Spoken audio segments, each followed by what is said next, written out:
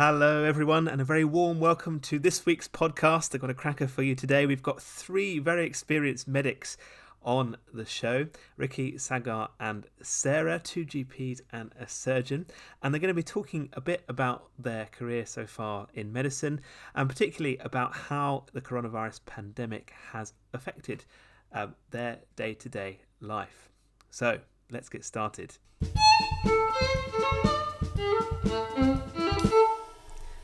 Guys, first of all, thank you so much for coming and joining me on this podcast today. Would you like to start by just briefly introducing yourself and telling us a bit about what you do? Hi, I'm Sarah. I'm a GP and I work at a GP surgery that specialises in caring for people who are homeless and also for people who are seeking asylum. I'm Ricky. I'm a cardiothoracic surgeon, so I work in a hospital and specialise in operating on heart and lungs, and I also do research on the side as well. Hi, I'm Sagar. So I'm a GP. I work in North London, and apart from being a GP, I teach medical students as well. Brilliant. Okay, so first of all, first question then, what got you interested in medicine? Sarah, would you like to start off with your ideas, please? So I would say that when I was growing up, I was always interested in science. Probably part of that interest was sparked by the fact that my dad worked as a scientist for a pharmaceutical industry. But then I realised that I also really like spending time with people and understanding why people are the way they are and that sort of thing. So I kind of thought that science and spending time with people went well with medicine. Excellent. So how did you follow up that interest at school then? So I did quite a lot of different volunteering with different groups of people. One of the things that I particularly remember was that I volunteered for a nursing home which was for people who had neurological disabilities. And I think that was a good experience. Obviously, it was something that I could talk about on my CV and at my interview, but it gave me a bit of a glimpse into some of the aspects of healthcare. And also, I spent quite a lot of that time just sort of sitting with people, talking to them, and it kind of gave me a new perspective and a bit of an appreciation for the sort of things that people go through, I guess. As in working close to people who are in need of some kind? Yeah, absolutely. Yeah. Sagar, what got you interested in medicine when you were younger? Well, I really enjoyed science, just as Sarah said. I think when I was at CH, I was lucky to have some awesome science teachers, and particularly when I started doing biology and taking an interest in it, I was fascinated by the human body. And then I loved the science behind it. And I think it sounds a bit cliche, but at that point I was like, I want to be able to study this at university, but also be able to use it to help people.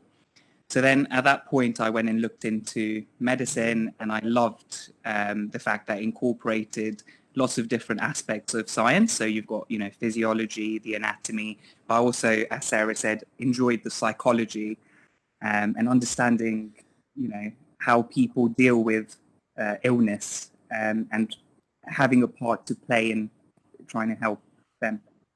That's really interesting, because a lot of I think one of the stereotypes about medicine is that you need to be really enjoying science and you need to be great at science, and it doesn't necessarily mean that you have to be great at relating to people. How important do you think it is to relate to other people if you want to go into this field? This is a good example. We've got Sarah and myself are GPs, and Ricky's a surgeon. And even though we're working with people in different ways, I'm sure all of us can agree that no matter what you do, it is such an important part, because you've got another human in front of you, and having an understanding of, things that worry people and being able to alleviate some of those worries, not just through the medicine, but also from the therapeutic point of, having a conversation with them and allowing them to express some of their worries it kind of there's a concept of doctor as a drug, and you know, that's something that kind of shows how important it is just to have that relationship with the patients. Excellent. And Ricky, then, because your profession is quite different in terms of not being a GP, you're a surgeon. So, were you interested in surgery, being a surgeon from the start, or were you interested in other areas of medicine too? I think I've always wanted to do surgery, and really just to echo what Sarah and Saga were saying about, you know, I think it really started from a love of science, particularly biology and chemistry. But if I'm being completely honest, actually, when I first wanted to become a surgeon, was actually I was watching an episode of Casualty, and I saw one of the surgeons on TV, and I thought, actually, that seems pretty cool. And then I started to actually look into things a bit more. So I went to the careers advisor at my school and did some, you know, reading up about this. And actually, the more I learnt about it and inquired about it, the more I wanted to do it. So that's how I think got interested in medicine in the first place. Has real life measured up to what you saw on Casualty? It's absolutely not. It's completely different. I was expecting, you know, on TV you see, you know, every day there's an explosion or a gunshot. There's romance going on everywhere. It's absolutely far from the truth. Actually, it's not as glamorous as it seems on TV. But actually, you know, every single day I work, I'm learning something new. It's a very dynamic environment. You get to work with some amazing people. So not only just other doctors, you get to meet, you know, nurses. You work with pharmacists, physiotherapists. So it's really, you know, a team sport. You get to work with some amazing people. Brilliant, thank you, Ricky. Sarah, you said you mentioned that you work a lot with homeless people. Is that right? Yeah, that's right. Yeah. So, what is that like? Because that's quite different from a kind of traditional role as a GP, isn't it? What got you interested in doing that, and why do you enjoy that?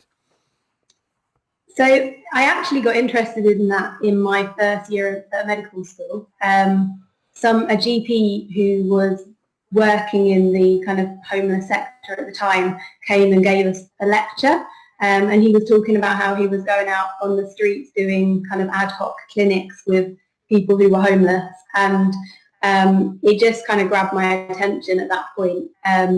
The way of trying to adapt what you're doing to meet people who wouldn't access healthcare easily in the conventional way. And as a result of that, I kind of started building up my contacts with different people who worked in the homeless sector in Leicester. And yeah, it is different from mainstream GP, just because pretty much everyone you come across has very complex needs. And it's usually a mixture of everything. So it's physical health needs, mental health needs, really difficult social situations. And the priority of the patient is sometimes quite different from maybe your priority and the thing that you're worried about as a doctor. So it's interesting every day. Yeah, it sounds really interesting and really rewarding as well. You mentioned there one of the challenges that you face working in the field that you do. Saga, I thought you might like to come in on that as well, because leaving the coronavirus aside for a minute, I mean, in your day-to-day experience as a GP, what kind of challenges do you face with doing your job? So are you referring to the homeless sector specifically, or just in general? No, just in general with your experience. Well, look, I don't want to get too much into the politics of it, but I think everyone knows that there are changes to the NHS, and there have been, and it goes without saying that there have been a lot of cuts in a lot of services which, you know, benefited people, benefited our patients. So there's been mental health cuts, there's been cuts to even, I'm sure Sarah will agree, to the homeless sector, and all of these kind of cuts, what they're trying to do is move as much care as they can into the community. And the problem with that is it's not really well thought out. And so what's happening is, one of the challenges is we're as GPs having to fill in lots of gaps for services that existed before and having to manage them in 10 minutes in a very short time, which is, near enough impossible. So that's one of the biggest challenges, having not enough resources to support some of our most vulnerable patients. And I think that's one of the things that we find pretty difficult. And the other thing is people's expectations are also changing. So people do expect, which is understandable, people do want, absolutely, they want to be seen straight away and managed straight away, which if I was a patient, I would want the same. But not having the resources to do that, not only are you managing the medical side of it, there is a lot of kind of explaining to patients that whilst you have the intention of wanting to do these tests, some of them are not possible. Some of, so having those conversations can be quite challenging. And that's one of the things that I find pretty difficult, having to kind of fill in gaps for things that, were not my choice to change. I mean, that's something that, if you read the news on a daily basis, that's something you hear a lot about in the media, particularly with what's going on now, isn't it? Ricky, would you like to add to that about kind of everyday challenges that you face, perhaps something you might not expected to have faced having gone into being a surgeon? Absolutely. So really just to echo what Saga and Sarah said, when I first started working in a hospital, you think the duty of a doctor is to look after patients, but actually it's becoming more and more about managing the limited resources you have. And actually we often have to make some difficult decisions because of the cuts in the community that both Saga and Sarah were referring to. It has a massive knock-on effect in hospitals. It means that after, for example, when I do an operation, often these are on people who are a bit more elderly and a bit more frail, and they need a bit more time to recover after the operation. And sometimes they don't have the resources to get these patients back into the community. So often they end up sitting in hospital for longer periods of time, and that means I can then no longer operate on someone else who needs an operation. So sometimes you have to make difficult decisions about, if you've only got one operating slot available and you've got 3 patients, and often these patients have been cancelled multiple times, and they're having a heart operation is it's a major life moment, and it can be very anxious for anxious for both patients and family. So it's having to make those difficult decisions and then relaying that back to the family is often, I find, quite a very big challenge in itself as well. That sounds like a huge responsibility to have. Okay, speaking about difficult decisions, obviously in the news at the moment we're facing, probably the biggest health emergency, some may say, since the Spanish flu after the First World War with the coronavirus pandemic. We've heard lots in the news and, well, all types of media really, about how that's changed our day-to-day lives, and we're all living that in experience now in the lockdown in the UK. In April. Sarah, would you like to share with us a bit about how the coronavirus pandemic has had an effect perhaps on your role as a GP and in your community? Yeah, absolutely. So things are pretty different at the moment. I would say that the kind of general day-to-day work is nearly unrecognisable from what it was before the pandemic begun. I think I've thought more about PPE and red zones and all the latest guidelines than I ever thought I ever would. But just generally, like I said, the things that we're doing as GPs each day has changed massively. So one example is that GPs are now trying to see as few people as possible face-to-face to try and help people to maintain social distancing. And so we're doing a lot of phone consultations. That's, I guess, been particularly interesting where I work, because quite a lot of our patients who are homeless don't have phones, and quite a lot of our patients who are asylum seekers don't speak any English. So it's been an interesting challenge making that shift to online medicine. Basically, you're interviewing these people over the internet now, which is harder, really, isn't it? Because it's difficult to establish that personal connection, I suppose. Yeah, I guess it's what we said, what all of us have said about why we went into medicine. Part of it is about relating to people and kind of learning how to do that in a more remote way is an interesting challenge for everyone. So what provision has been made for, say, the homeless people in your area that you've been looking after in terms of their health then? Has there, what type of provision have they received? Because it's obviously going to be a bit more difficult for people in that situation, I would have thought. Yeah, so everything that homeless patients and homeless people are being told to do at the moment is really difficult if you don't have a roof over your head, or if you're sleeping on someone's sofa and not really able to socially distance. So a lot of what's happened is that people have been given somewhere to stay. And then from a healthcare point of view, we've just tried to be kind of as imaginative as we can, I guess, and try and do things like give people mobile phones, try and work out ways that we can help them to access the surgery without putting them and our staff at risk. Okay, yeah. Ricky, it'd be interesting to hear from you as a surgeon if the pandemic at all has changed your day-to-day life. I mean, presumably you're working in a hospital, but in your field, have things stayed the same or have they changed quite a bit? So for me, things have changed actually quite significantly. So before this pandemic, I'd actually taken some time out of my hospital work to go and do some full-time research. And since this pandemic's happened, I've actually had to pause my research and rejoin the hospital work. In my hospital, actually in London, all of the heart surgeries have essentially been stopped. And what's happened is we're now only operating on emergency cases because obviously doing an operation and developing COVID significantly decreases your chance of survival. So what we've had to do in London is all cardiac or heart operations only happen in specific hospitals. So my hospital is now been converted into a massive COVID intensive care unit. So I'm now finding myself, rather than actually working as a surgeon, I'm working as an intensive care doctor. Although I do have some transferable skills, I'm obviously still quite outside of my comfort zone.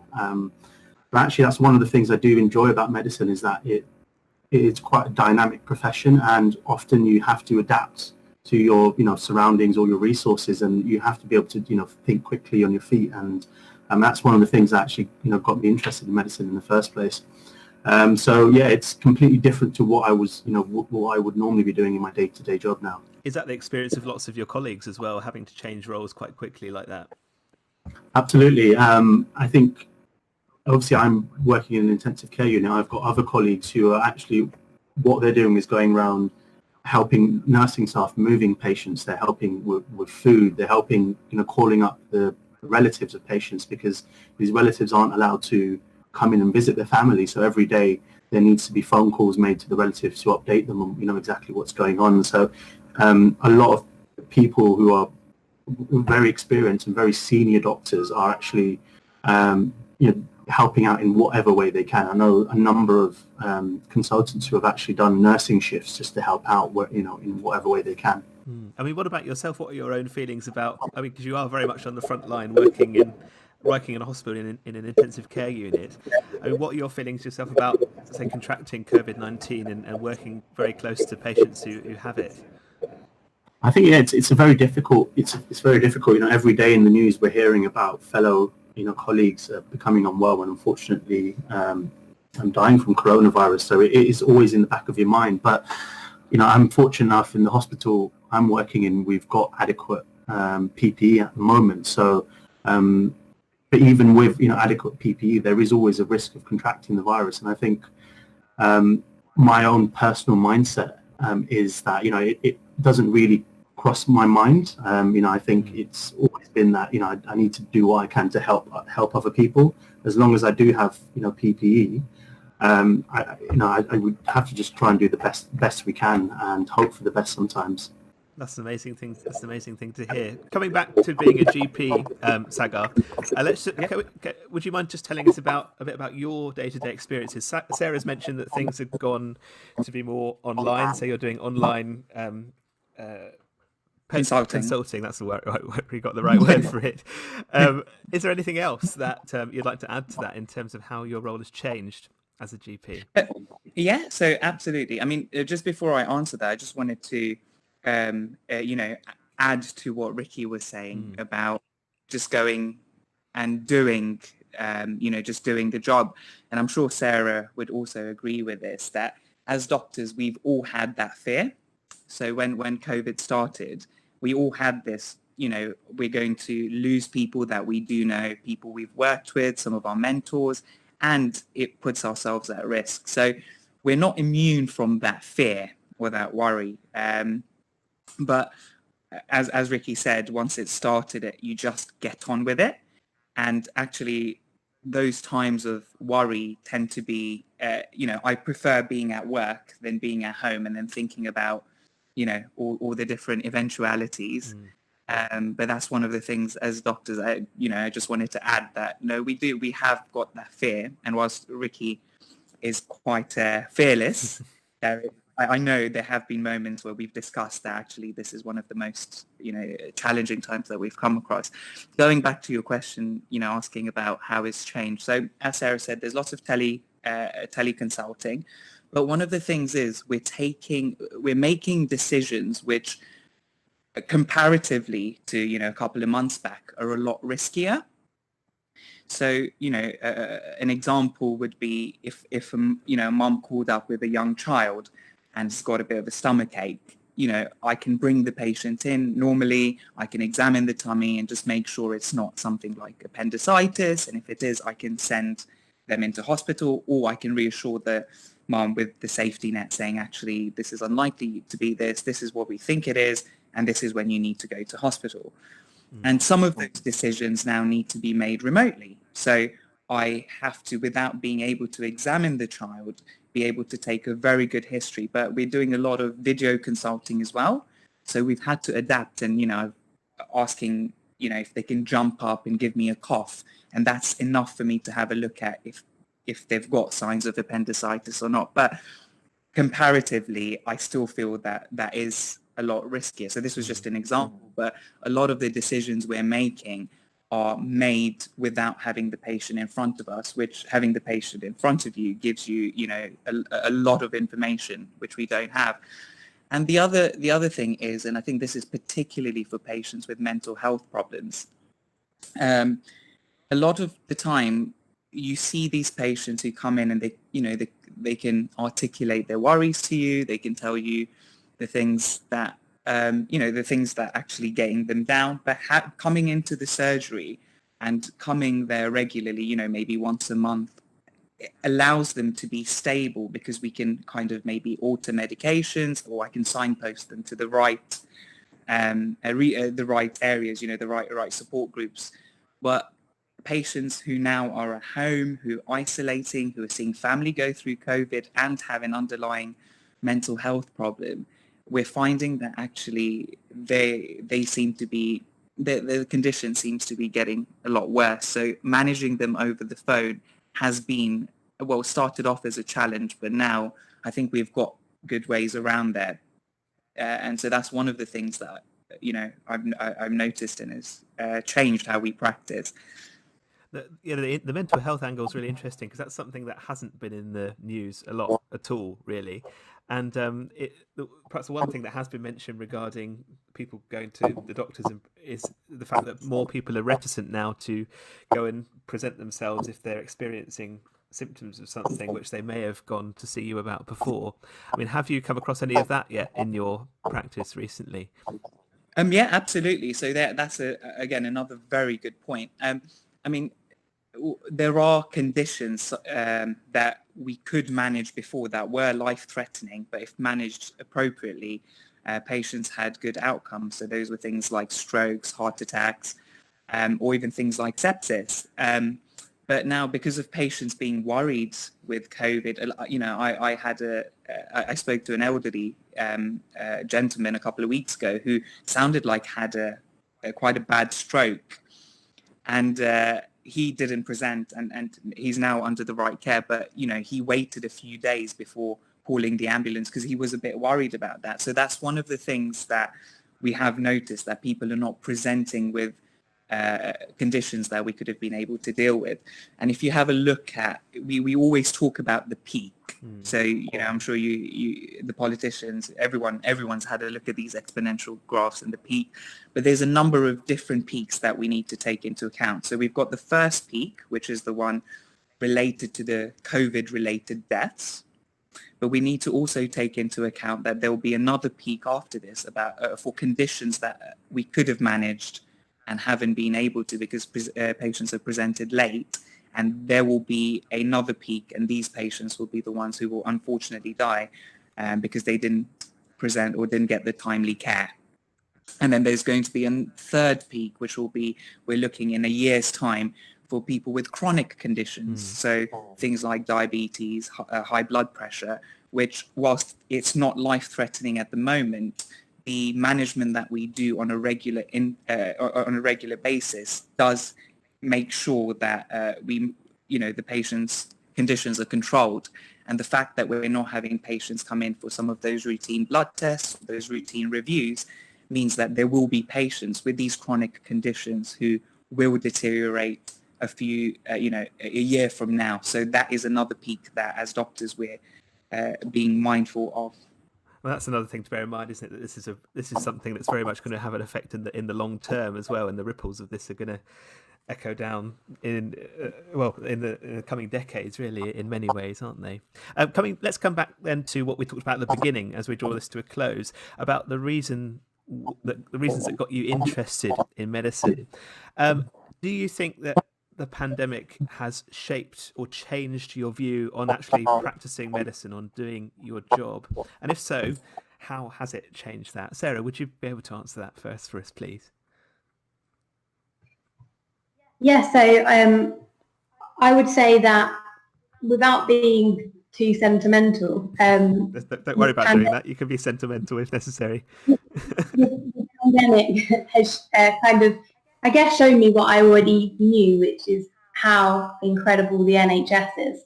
And it's like Ricky said, that actually as doctors we've always had to adapt. That's kind of what our training has taught us, and as we've worked as doctors we've always been in positions where we've known that we might need to adapt. But this situation has been one which we never maybe quite imagined how much we would have to adapt. And it's been quite amazing to see how people have stepped up and been just ready to do whatever is needed of them at the time.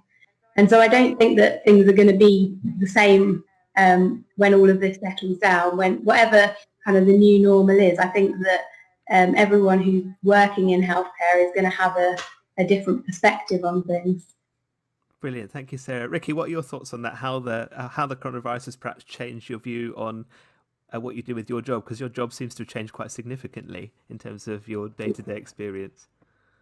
Absolutely. It's, it's first of all, now working in intensive care, I have a, far better appreciation of the subtleties in which, intensive care doctors work with patients and how delicate the human body is. And working in a specialist unit, I'm seeing, everyone from really old, slightly older people to really, really young people. And it really does open your eyes to the fact that anyone can get ill at any point. But I think the main thing that's come out of this is, the way that everyone really has pulled together. I think in a lot of other countries where the healthcare system isn't as good as the NHS, I think they have struggled slightly. But I think the fact that, we're so fortunate in this country to have the National Health Service, I think has played a massive part in how, we deal with this now and in the future. And I just hope that the government will, this will be an eye-opening moment for them, and they can go on to provide the necessary, funding that we do have. And I think just to touch on, what was said earlier, we are scared, of what's going on. But, in my opinion, I think fear is just a feeling. And what we do and continue to do is courage. And I think having the most inspirational people ever working around you really does help. And ultimately, disasters will pass. And I hope that in the end, we've got this. Excellent choice of words there, Ricky. Thank you. Sagar, then, last person on this question then, about how the pandemic has changed your view perhaps on doing your job.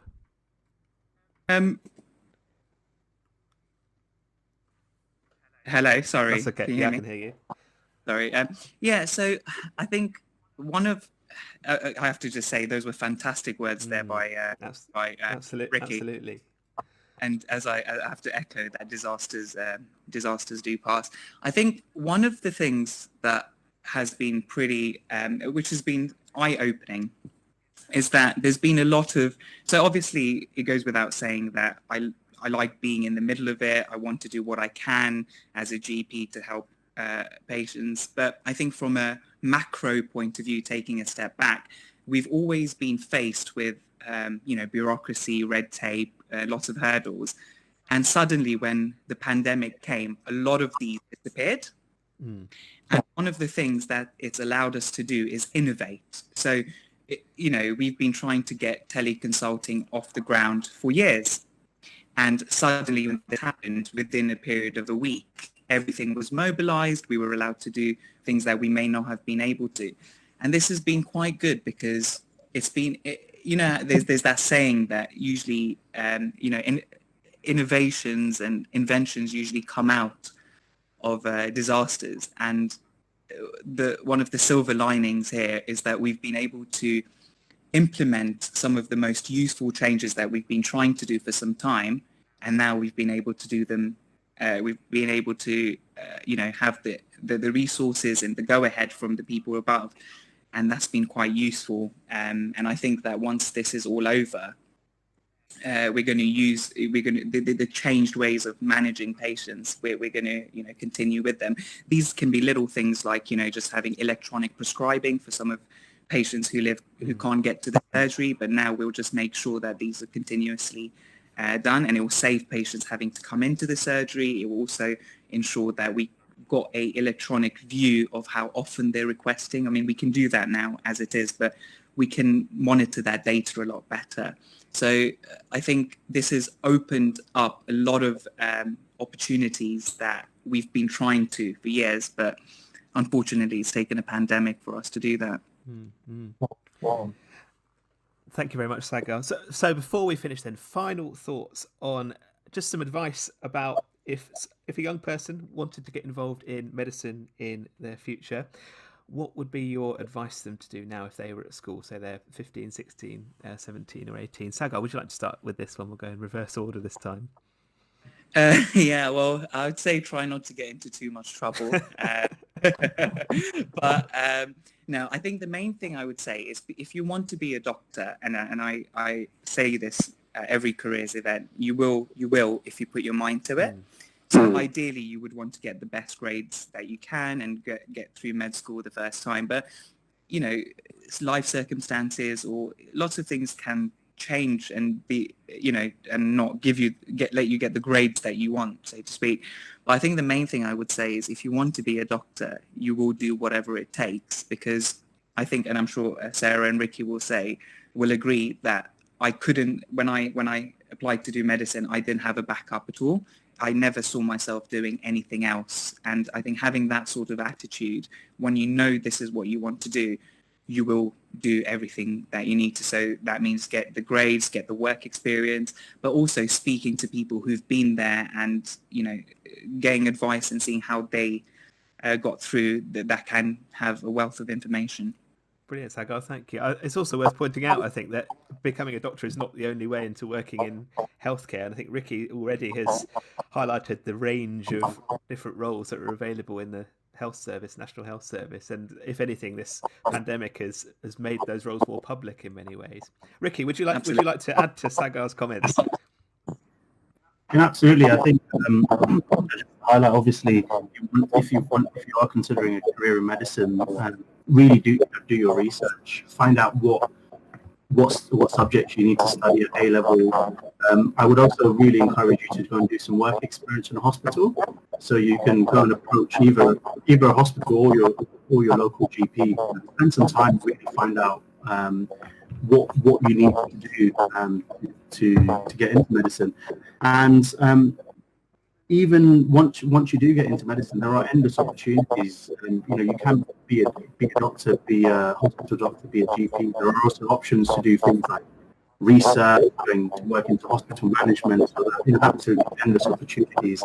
And one final thing to note is, I think obviously having good grades is really, really important. But some people might not have the necessary resources. For example, I went to a state school. I lived on the council estate. My parents didn't go to university, but medicine was something I always wanted to do. So I think just being committed and being determined, I think you can achieve anything you want to in life. Brilliant, Ricky. It's very inspirational words again. Thank you. Sarah, then finally, would you mind telling us your advice then for someone who's interested in getting involved in medicine in the future? So I think I completely agree with what Saga and Ricky have said, in that if you want to do it, then most likely you will do it. I guess I would say that if you're in a position where you're thinking about it and you want to know a bit more, then I would just say find out from speaking to different people who work in the area of medicine more about what it's like, do some work experience, and just really think about whether it is something that you see yourself doing in the future. And there will be times when you're training and when you're working that you will have to maybe give something up or miss out on something that other people are doing because of training to be a doctor or to work in healthcare. But if you really want to do it, then it's 100% worth it. And just lastly, I would say that if you're thinking about whether medicine is the career for you, the motto for the Royal College of GPs is, translates in English into science with compassion. And I think that really describes the job of being a doctor really well. That if you love science and you find that interesting and you're a curious kind of person, and also if you like being around people and caring for people, then I think medicine would be a great job for you. And like Ricky said, there's so many different opportunities within it as well. Sarah, Ricky, Sagar, thank you so much for your time this afternoon. It's been a real pleasure to hear from all of you.